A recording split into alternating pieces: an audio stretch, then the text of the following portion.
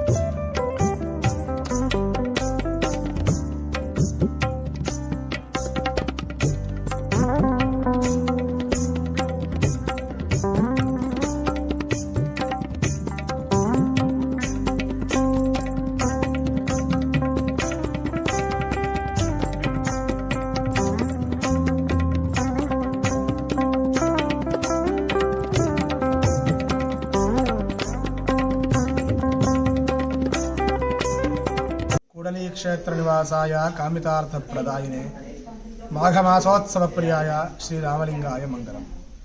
దక్షిణ కాశీగా ప్రసిద్ధిగాంచినటువంటి కూడవెల్లి క్షేత్రం అత్యంత మహిమాన్వితమైనటువంటి ఈ క్షేత్రంలో గల పార్వతీ సమేత రామలింగేశ్వర స్వామి వారిని ఈ మాఘమాసం ఎందు ఎవరైతే దర్శిస్తారో వారు ఇహలోకంలో చేసుకున్నటువంటి సమస్త దోషముల నుండి కూడా విముక్తులై అంత్యమున మోక్షం సిద్ధిస్తుందని చెప్పేసి అనాది కాలం నుంచి వస్తున్నటువంటి విశ్వాసం. విష్ణుమూర్తి యొక్క దశావతారంలో 7వ అవతారం నుండి శ్రీ రామచంద్ర స్వామి వారే సాక్షాత్ ఇక్కడ వాగులో పుణ్యస్నానం ఆచరించి వాగులో ఉన్నటువంటి పరమ పవిత్రమైనటువంటి సైకత రేణువులు అంటే ఇసుక రేణువులు తీసుకొచ్చి శివలింగ స్థాపన చేసినటువంటి ఘటన, ఆ దృశ్యము నేటికి త్రేతాయుగంలో చేసినటువంటి శివలింగ ప్రతిష్టాపన నేటికి కలియుగంలో కూడా దర్శనమిస్తుంది. బ్రహ్మహత్య మహాపాతక దోష నివృత్త్యర్థం సాక్షాత్ శ్రీరామచంద్రుల వారే ఇక్కడ శివలింగ స్థాపన చేశారు, శివార్చన చేశారు.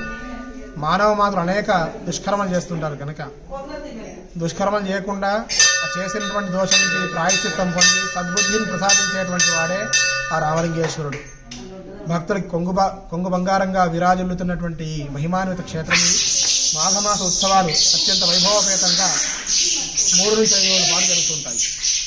ఆ సమయంలో ఎవరైతే స్వామివారు దర్శిస్తారో వారికి సకల సౌభాగ్యాలు సిద్ధిస్తున్నాయి అని చెప్పుకుంటూ భక్తులు కూడా అనాది కాలం నుండి విశేషంగా ప్రతి సంవత్సరం వేల కొద్ది భక్తుల సంఖ్య పెరుగుతూనే ఉంది తప్ప తగ్గేటువంటి సూచనలు సందర్భాలు కనిపించట్లేదు. కనుక భక్తులు విశేష సంఖ్యలో వచ్చి స్వామివారిని దర్శించి తీర్థప్రసాదాలు స్వీకరించి ధరించాలని చెప్పేసి కోరుచున్నాను. సర్వే జన సుఖినో భవంతు, సర్వతో సన్మంగళాని భవంతు. శుభం.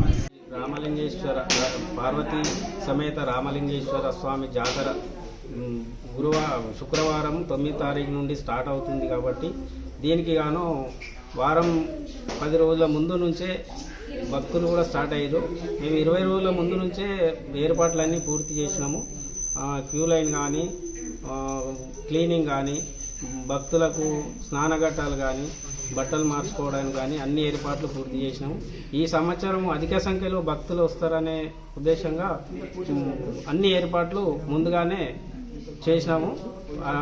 అన్ని 2, 3, 4 రాష్ట్రాల నుండి భక్తులు వస్తారు కాబట్టి వివిధ దూర ప్రాంతాల నుండి భక్తులు వచ్చి దేవుని దర్శించుకొని స్నానాలు నదీ స్నానం చేసి దేవుని దర్శించుకొని భక్తులకు ఎలాంటి ఇబ్బంది కలగకుండా చూస్తామని కోరుకుంటున్నాం.